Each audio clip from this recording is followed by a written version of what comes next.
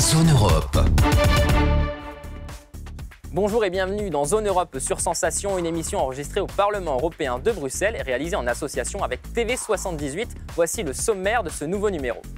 L'eurodéputée Caroline Roux sera l'invitée de Corentin Alonso, l'occasion notamment d'évoquer la protection des animaux pendant le transport. La construction européenne et ses personnages emblématiques, nous vous parlerons de Louise Weiss, cette Française surnommée la grand-mère de l'Europe. Voyager dans l'assiette, le terroir normand sera à l'honneur, nous vous emmènerons dans l'heure pour vous faire découvrir la recette d'un hamburger.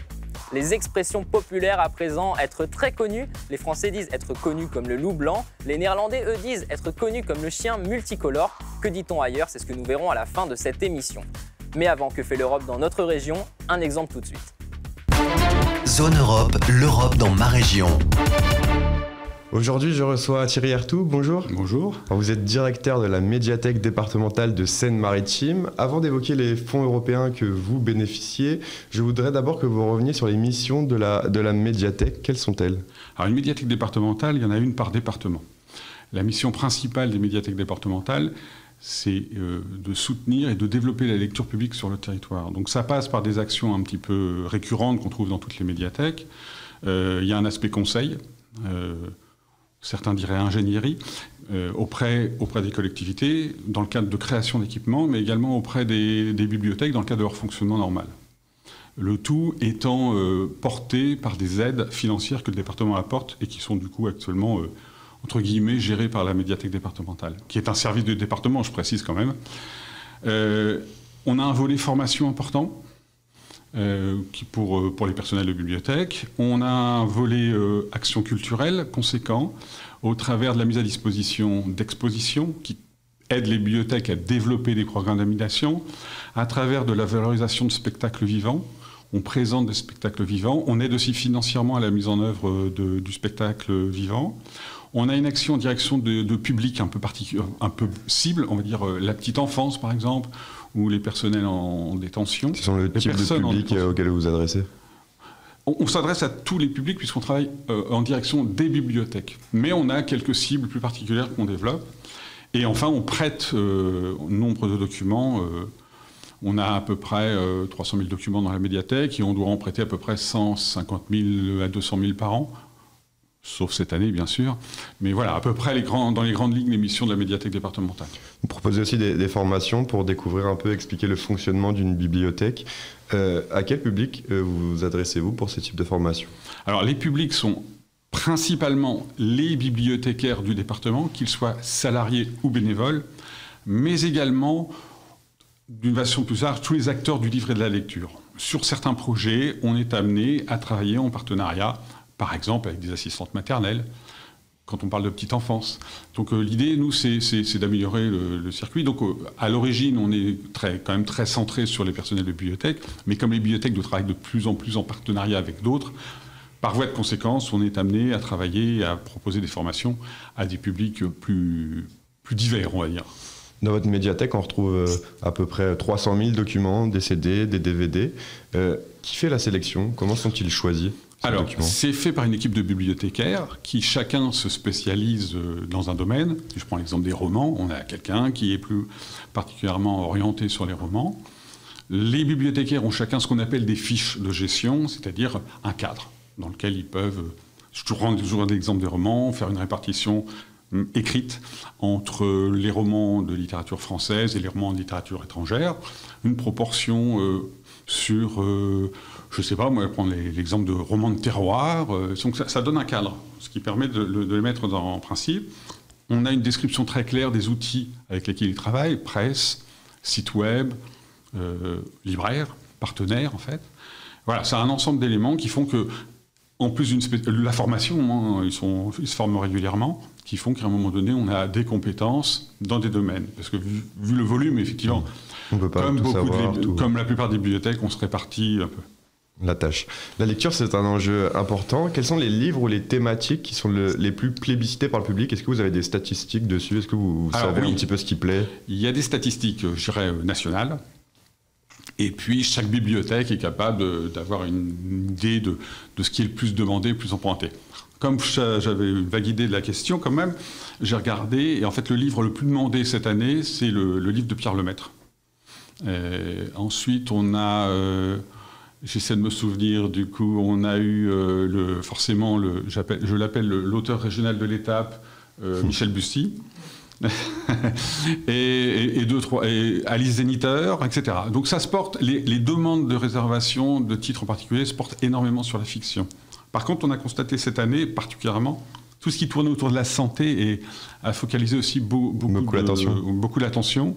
Après, il y a tout ce qui tourne autour de la littérature jeunesse qui est très demandé, mais qui ne fait pas forcément l'objet de réservation. C'est-à-dire que le public jeunesse n'est pas, sauf quelques titres particuliers, axé sur... il n'est pas axé sur une actualité, alors que le public adulte est très demandeur des dernières nouveautés. Voilà, c'est un peu les... Mais en gros, c'est la fiction domine, j'irais, sur l'aspect plus documentaire. Alors, je l'évoquais tout à l'heure, vous avez bénéficié du fonds FEDER, le Fonds européen pour le développement régional, pour développer la BibNum 76, alors des bibliothèques numériques pour la médiathèque départementale. Quelles ont été les étapes pour pouvoir bénéficier de ces financements ? Alors, c'est d'abord un travail en partenariat. On a travaillé avec, je dis la cellule Europe, je ne sais pas trop si c'est comment, voilà, enfin, les personnes au département qui gèrent, suivent les dossiers européens. Ensuite, on a travaillé avec les directions des systèmes d'information, donc l'informatique, les services informatiques. Et ensuite, nous, on avait un projet qui était plus qu'en jachère. Et c'est la confluence de tous ces intérêts qui fait qu'à un moment donné, on a pu monter un dossier. En partenariat avec la cellule Europe, on a monté le dossier, je dirais, papier, le plan de financement, etc. C'est toutes ces étapes-là. Ensuite, il y a des validations à la fois administrative et aussi politique, c'est-à-dire que le dossier passe dans une commission permanente, il est validé ou retoqué, enfin là, pour le coup, il a été validé par les élus, et ensuite, on attend la réponse. Et donc ensuite, vous avez reçu un peu plus de 96 000 euros sur un montant total du projet qui avoisinait les 192 000 euros. En quoi ces fonds européens ont-ils été particulièrement utiles pour réaliser ce projet ? Sans eux, c'était pas possible ? Non, je ne dirais pas que c'était impossible. Je crois que c'est un projet qui maturait au niveau de la collectivité. L'intérêt du financement, c'est qu'à un moment donné, ça met un focus assez important et une opportunité, en fait. Ça, c'est une reconnaissance. C'est quand même pas négligeable, symboliquement. Et puis, ça nous a permis d'avoir un projet qui soit complet dans ses moyens. Ça nous a permis de mettre en œuvre un portail. Ça nous a permis d'avoir sélectionner un nombre de ressources, pour le coup... plus que conséquent, et de développer des ressources, moi j'appelle ça ressources numériques physiques, liseuses, tablettes, jeux vidéo, etc. Ça a validé l'ensemble et ça nous a permis de partir avec, je dirais, un paquet cadeau complet. S'il n'y avait pas les subventions, ça se serait fait peut-être de façon plus échelonnée. Et j'imagine que vous avez aussi eu d'autres partenaires pour ce projet ? Alors pour cette opération, on a travaillé financièrement uniquement avec le FEDER. Par contre, les partenaires concrets sur le terrain, c'est les bibliothèques. C'est-à-dire qu'on a monté, comme ça avait une dimension expérimentale, on a travaillé avec 10 bibliothèques locales qui ont reçu les ressources, etc. Et ça nous a permis de nous donner une expérience concrète d'un projet qui devait de toute façon se mettre en œuvre. Ce projet, il a vu le jour il y a quelques années. Aujourd'hui, quels en sont les bénéfices que vous en tirez du fait de la crise sanitaire récente ? Est-ce que la BibNum 76 a connu un engouement particulier ? Alors, le résultat aujourd'hui, on est passé de 10 à 40 bibliothèques qui bénéficient de l'offre, donc bien au-delà du projet initial qui était autour de 10 bibliothèques. Donc on est allé bien au-delà du projet FEDER. Donc c'est un vrai bénéfice. On a bénéficié grâce au FEDER à cette mise ce cadrage-là d'une expérience, ce qui nous permet sur le terrain, avec les bibliothèques, d'avoir identifié par exemple toutes les problématiques liées à la médiation, à la communication, qui sont indispensables pour porter ce genre de projet. Donc les bénéfices, ils sont vraiment conséquents. Quant à l'effet, je dirais, développement des ressources numériques, de l'intérêt pour le public lié à la période qu'on connaît, à l'évidence, mais ce n'est pas spécifique à la médiathèque départementale, au niveau national, les ressources numériques ont pris un essor évident dans cette année écoulée.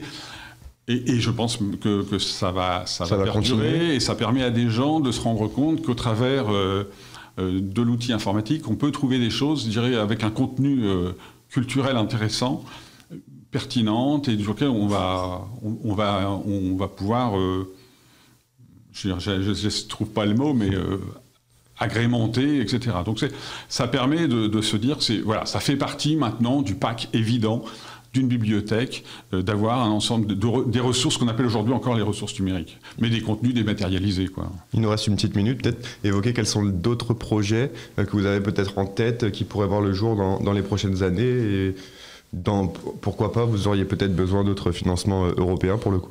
Oui, alors dans les projets auxquels on réfléchit, c'est mettre peut-être en place quelque chose autour d'outils innovants, par exemple un espace dans la médiathèque qui permettrait à des bibliothécaires du territoire de venir regarder, observer. Je prends l'exemple des imprimantes 3D avec lesquelles on peut faire des ateliers de création. Enfin, on peut mettre en place ce qu'on appelle les box, les boîtes à livres. Enfin, je m'exprime mal. Les boîtes qui vous permettent de sortir des tickets de livres, comme on a pu le voir dans les gares. On peut développer ce genre de choses.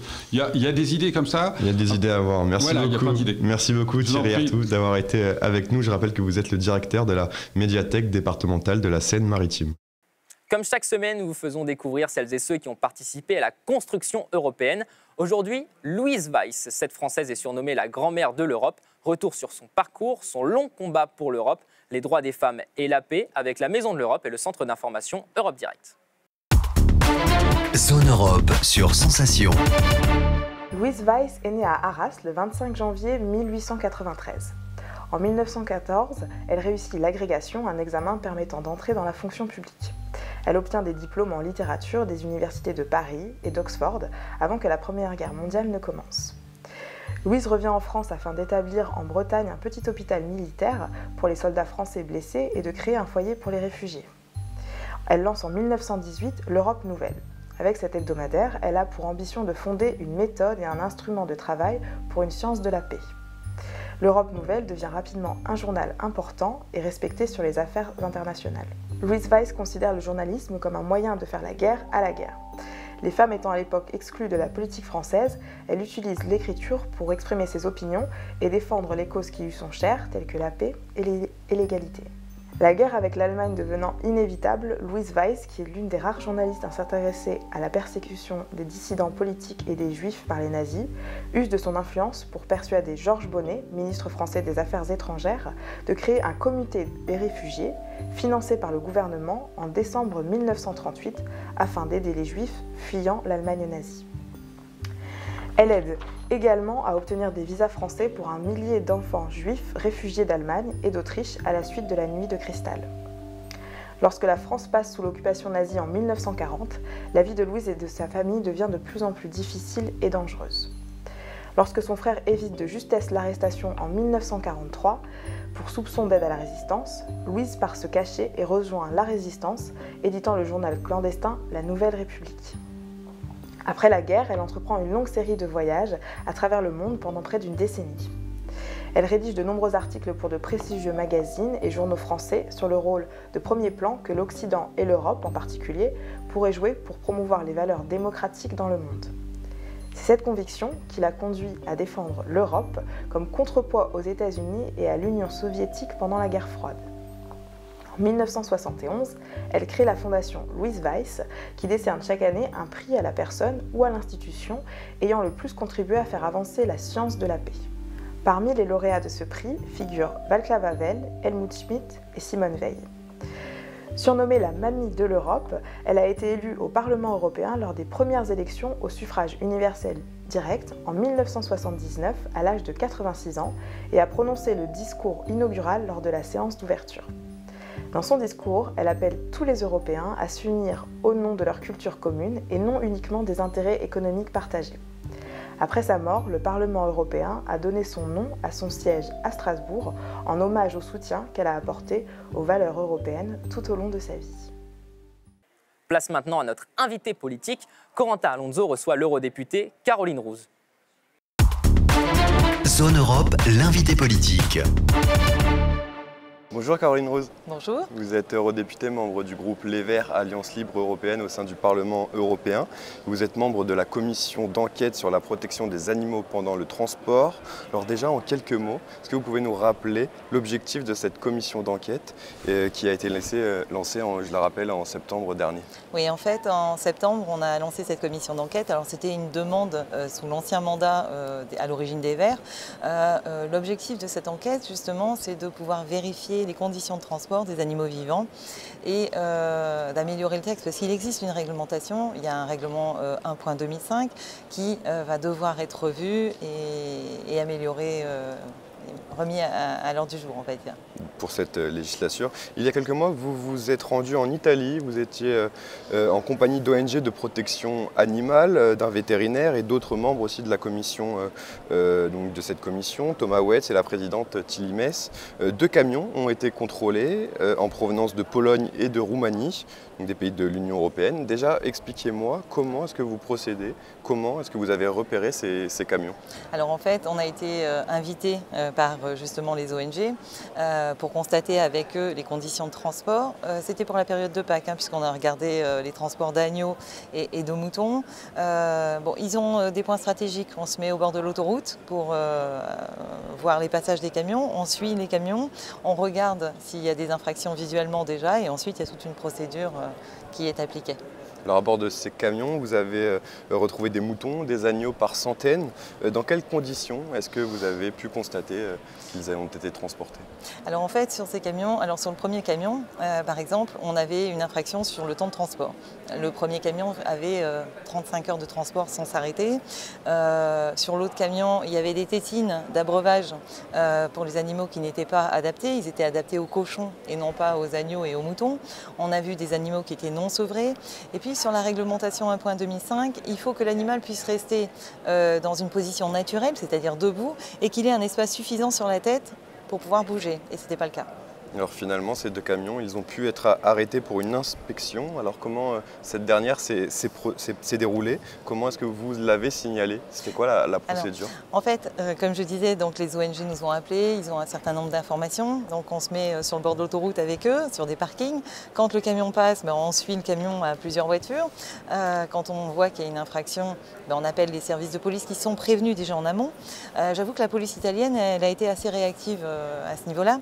Alors on a un problème, c'est un problème géographique. C'est-à-dire que dès qu'on suit le camion, si ça ne fait pas partie du secteur de la première police qu'on a appelé, il faut qu'on continue à suivre le camion, donc ça peut durer 1 heure, 2 heures à suivre le camion. La police arrive, se met sur le côté de l'autoroute, double le camion et fait arrêter le camion à la sortie d'une aire d'autoroute et on commence l'inspection. Ensuite, pour l'un des camions, celui qui était en provenance de Roumanie, vous avez trouvé donc à son bord 600 moutons et agneaux. Vous avez constaté différentes infractions, temps de transport trop long, dont vous avez parlé, système d'abreuvage défectueux. Quelles sont les sanctions prévues par la loi contre toutes ces bavures? Alors, le problème, c'est qu'il n'y a pas eu, à part une amende, c'est tout ce qu'il y a eu. Et on ne peut pas laisser juste une amende au camion et laisser repartir le camion. Alors, comme je disais tout à l'heure, la police est venue, on a arrêté le camion. C'était assez bizarre parce qu'ils ont allumé les systèmes d'eau. Tout d'un coup, tous les animaux avaient à boire. Alors, ça faisait 35 heures qu'ils n'avaient pas bu. Sur un des camions, ça a été particulier parce qu'il y a des animaux qui avaient du mal à respirer. Il y a eu une inspection de police. Ils ont regardé les papiers administratifs, les papiers de transport. Après, ils ont regardé dans le camion. Quand ils ont vu qu'il y avait des animaux qui respiraient quasiment plus, ils ont appelé le service vétérinaire qui est venu tout de suite et on a continué l'inspection avec eux. Mais en termes d'infraction, à part une amende, c'est tout ce qu'il y a. Et puis, le camion devait repartir parce qu'il restait 50 ou 100 km et il fallait qu'il reparte pour que les animaux arrivent à destination. Alors justement, pour l'instant, que des amendes.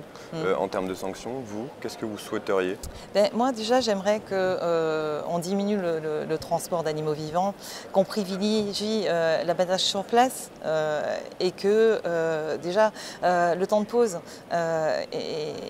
est important, les durées de transport, c'est important. C'est tout ça qu'il faut revoir au niveau du texte. Et puis, il y a une aberration dans le texte, c'est que le temps de transport maritime est considéré comme un temps de repos. Avec les roulis sur les bateaux, ce qui s'est passé dans le canal de Suez, c'est pas possible que ce soit un temps de repos. Donc, Un autre déplacement dans le cadre de cette commission, c'était à l'abattoir de Blancafort dans le Cher, en France. En fin d'année dernière, cet abattoir avait été pointé du doigt, notamment par l'association L214 et la préfecture pour ses pratiques envers les animaux. Vous y êtes allé en mars dernier, vous étiez accompagné alors donc de l'association de protection animale, mais aussi d'un autre eurodéputé, Manuel Bompard. Vous avez notamment publié ensuite une vidéo sur votre site où on voit un camion arriver avec les volailles. Est-ce que les choses se sont améliorées pour les dindes et les dindons à la suite de cette vidéo? À la suite de cette vidéo, je dirais que non, puisque de décembre au moment où je suis allée sur place avec Manuel Bompard, on a constaté les mêmes choses au niveau du transport. C'est-à-dire les cages toujours aussi petites, les animaux même assis, ils ne pouvaient pas se lever, et même assis, ils n'avaient pas de place au-dessus. Les ailes dépassaient des cages, donc non, c'était absolument pas possible. Et en plus, on n'a pas pu voir l'abattoir, visiter l'abattoir, puisqu'on nous a refusé l'accès dans l'abattoir. On nous a dit non, non, c'est bon, tout est aux normes. Alors on vous a refusé l'accès. En tant qu'eurodéputé, en tant que membre de cette commission, quels sont vos pouvoirs? Jusqu'où vous pouvez aller pour enquêter? Eh bien, par exemple, sur cet abattoir, j'y suis allée en tant que députée européenne, membre de la commission des transports, enfin commission des transports d'animaux vivants. J'ai demandé à rentrer dans l'abattoir pour voir ce qui avait été mis aux normes, parce qu'il y avait pas mal de choses qui n'étaient pas aux normes. On nous a refusé l'accès. Je ne peux pas aller au-delà de ça. On nous a refusé de rencontrer le vétérinaire de la DDPP qui était sur place, et on nous a dit, vous inquiétez pas, tout est aux normes. Ce qu'on a pu voir et constater, c'est les camions qui arrivaient, donc on était à l'extérieur. Donc voilà. Si on ne peut pas voir, on peut... Exactement. Et c'est pour ça que je fais pas mal de missions sur le terrain pour essayer, malgré tout, de certaines choses. Oui. Autre thème, la pêche, dont nous avions déjà reçu dans Zone Europe, donc sur ce thème, puisque vous siégez au sein de la commission pêche du Parlement européen. La justice européenne a confirmé l'interdiction de la pêche électrique. Oui. La Cour de justice européenne a rejeté un recours des Pays-Bas qui voulait maintenir cette technique. La décision prendra effet à partir de juillet. Est-ce que vous pouvez d'abord nous décrire cette technique de pêche? Elle était très utilisée aux Pays-Bas, c'était une pratique courante, oui. Mais aussi est-ce qu'elle est utilisée ailleurs? Elle était utilisée aussi en France. Alors moi j'espère vivement qu'elle s'arrête au 1er juillet, parce que les textes, c'est une interdiction, donc il ne faut pas aller au-delà. Ce que j'arrive pas à comprendre, c'est qu'on a pu octroyer des licences ou des dérogations de licences, et ça c'est pas normal. Donc ils n'ont pas obtenu gain de cause pour l'instant. Alors la technique de pêche, c'est un chalut équipé d'électrodes qui émet, je dirais, un champ électromagnétique. Du coup, tout ce qui est au fond remonte en surface avec cette onde de choc, on va dire. Le problème, c'est que il n'y a pas que les poissons qui remontent, il y a tout ce qui est animaux marins en général. Il n'y a pas de sélectivité. Au niveau des juvéniles, c'est pareil. Et au sein de la biodiversité, c'est désastreux. Ouais. Alors pourquoi est-ce qu'elle est jugée néfaste sur l'environnement? C'est pour cette raison. Cette interdiction de la pêche électrique, c'est une décision que vous aviez, que vous saluez, votre combat depuis des années? C'est un combat depuis des années. Sur la mandature précédente, c'était Yannick Jadot qui s'occupait du combat de la pêche électrique. Je continue ce combat et je vais faire en sorte que ce combat s'arrête avec justement l'obtention de la fin de cette pêche électrique. Alors vous militez aussi pour un meilleur contrôle des pêches en général. Vous vous êtes exprimé en ce sens devant le Parlement. Le but, protéger les populations de poissons, mais aussi les inégalités envers les pêcheurs, c'est votre objectif? Oui, parce qu'il y a une injustice, et une grande injustice entre la pêche industrielle et la petite pêche côtière. Sur la répartition des quotas, on dit oui, mais c'est les États membres qui gèrent les quotas au sein de chaque État. Le problème, c'est qu'il y a un article 17 qui répartit les quotas sur des critères environnementaux, sociaux, qui n'est pas appliqué. Et d'ailleurs, sur la problématique du thon, elle n'est pas appliquée notamment par la France. Quels sont les moyens aujourd'hui dont on dispose, dont l'Union européenne dispose pour contrôler la pêche? Alors déjà, il faut faire pression sur les États membres pour faire appliquer cet article 17. Et puis, on a obtenu une victoire il n'y a pas très longtemps sur le règlement de contrôle avec les VMS. On a des systèmes de vidéosurveillance sur des zones marines protégées où il y a un bip qui émet quand un bateau va sur une aire marine protégée, va pêcher dans une aire marine protégée. La vidéosurveillance, elle est sur les bateaux ou dans les ports? Sur les bateaux. Sur les bateaux, oui. Directement. Oui. Merci beaucoup, en tout cas, Caroline Rose, d'avoir été avec nous dans Zone Europe pour parler donc des conditions d'animaux de transport et aussi de la pêche. Vous êtes eurodéputé Les Verts, Alliance Libre Européenne, et vous êtes également membre de la commission de la pêche et de la commission d'enquête sur la protection des animaux dans le transport. Merci beaucoup. Merci à vous. Merci. Je vous emmène en Normandie cette semaine pour redécouvrir les produits du terroir. Des produits qui bénéficient souvent de labels européens. C'est le cas par exemple du Neuchâtel. Ce fromage a obtenu son appellation d'origine protégée en 1996. Et vous aurez besoin de Neuchâtel, notamment pour la recette du Hambourger avec Grégory Lambert, chef du bistrot Lambert à Bernay, dans l'Eure. Zone Europe Voyage. Bienvenue au Bistrot Lambert, donc je suis Grégory Lambert, chef et propriétaire avec ma femme, hein, il ne faut pas l'oublier, du Bistrot Lambert. Donc aujourd'hui je vais vous proposer une recette de hambourger, puisqu'on dit hambourger au Bistrot Lambert, on est 100% local, 100% terroir. Là on va vous faire un hambourger donc made in Normandie, donc vous allez avoir toute la Normandie vraiment concentrée dans un seul burger. Vous allez avoir donc un buns artisanal, multigraines avec du lin, hein, qui compose pas mal de nos champs. Je vous ai fait un petit chutney de pommes en guise de sauce. Vous allez avoir un haché de bœuf, donc pure race normande, 200 grammes la bête, hein, donc c'est pour les gros mangeurs. Vous allez avoir une galette de pommes de terre, donc qui vient de la ferme Vauclin au Neubourg. Et puis vous allez avoir enfin pour terminer du bacon qui vient de la ferme Yvilloise, donc juste à côté du Neubourg. Et vous allez avoir pour garnir le tout une crème de champignons, de Neuchâtel et d'andouille, histoire de rajouter un petit peu de gourmandise au burger. Donc pour faire ce hambourger 100% made in Normandie, donc on va commencer par le principal, la viande. Donc on est sur un haché de bœuf race normande qui vient des éleveurs de la Charentonne. On est sur une belle pièce de 200-210 grammes environ. Donc on va commencer par la mettre en cuisson. Voilà, avec un peu de sel, un peu de poivre. Et on va la laisser travailler. Ensuite, donc, on prend notre buns artisanal qui vient du pain de sucre. Hein, c'est une boulangerie-pâtisserie qui fait tous nos buns. Alors on échange, dès que j'ai des idées, il fait des tests, etc. Et on essaye de travailler ensemble. Donc là, on est sur un multigraine. On va ensuite, donc à la place la fameuse mayonnaise ketchup, là, je vous ai fait un petit chutney de pommes pour rester dans le terroir. Donc, comment est fait ce chutney de pommes?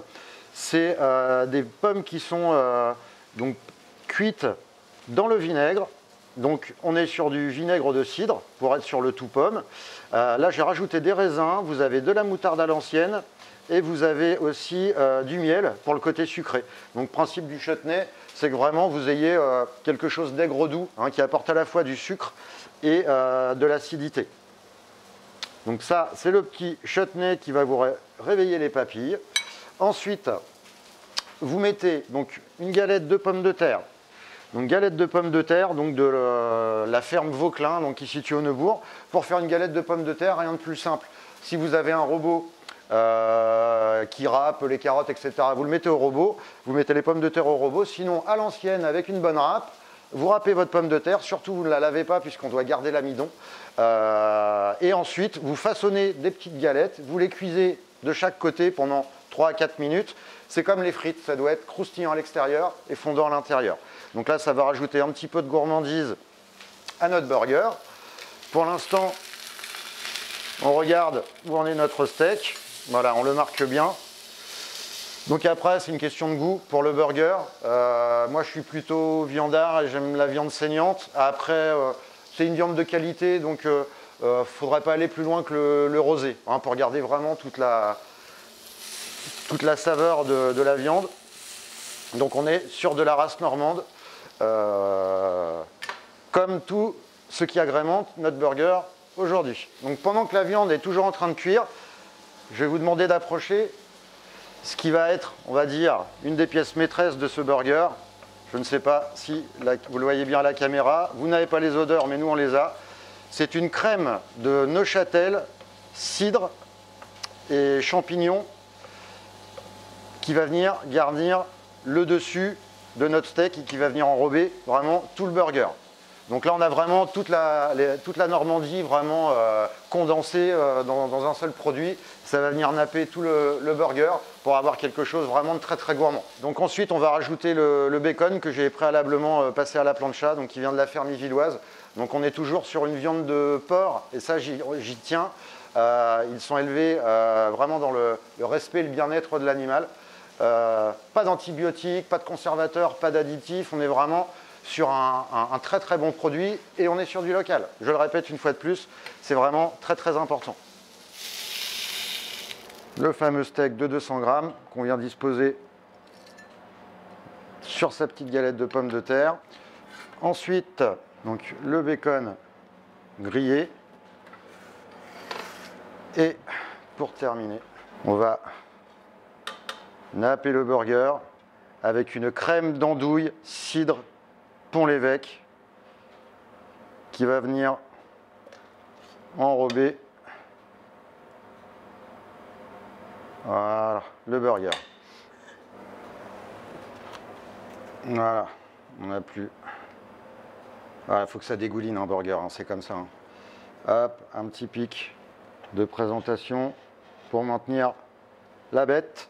Voilà, donc le hamburger made in Normandie, donc 100% local, 100% terroir, donc avec un buns multigrain donc artisanal, un petit châtenay de pommes, une galette de pommes de terre, un haché de bœuf race normande, 200-210 grammes, la bête, bacon grillé de la ferme villoise, et puis on termine le tout pour le côté gourmand avec une crème de Neuchâtel, champignons, cidre et andouille qui vient recouvrir voilà, ce burger avec bien évidemment les frites maison du bistrot au paprika et pour se donner un peu de bonne conscience, un peu de coleslaw avec des petites lamelles de pommes légèrement citronnées. Les expressions populaires. Être très connu, les Français disent être connu comme le loup blanc, les Portugais, eux, disent être plus connu que le pape. Que dit-on ailleurs? Regardez. Zone Europe, expression d'ici et d'ailleurs. Au Portugal, on dit ser mais conhecido que o pape, ce qui signifie être plus connu que le pape. En Italie, on dit essere conosciuto come l'erba bettonica. Cela signifie être connu comme l'herbe labétoine. En Espagne, on dit ser más conocida que la Pepita en su barrio, être plus connu que Pepita dans son quartier. Zone Europe, c'est terminé. Merci aux équipes techniques du Parlement européen de Bruxelles. Vous pouvez retrouver cette émission en podcast audio et vidéo sur notre site internet et notre application Radio Sensation et aussi sur TV78. Rendez-vous la semaine prochaine. Très bonne soirée. Zone Europe sur Sensation.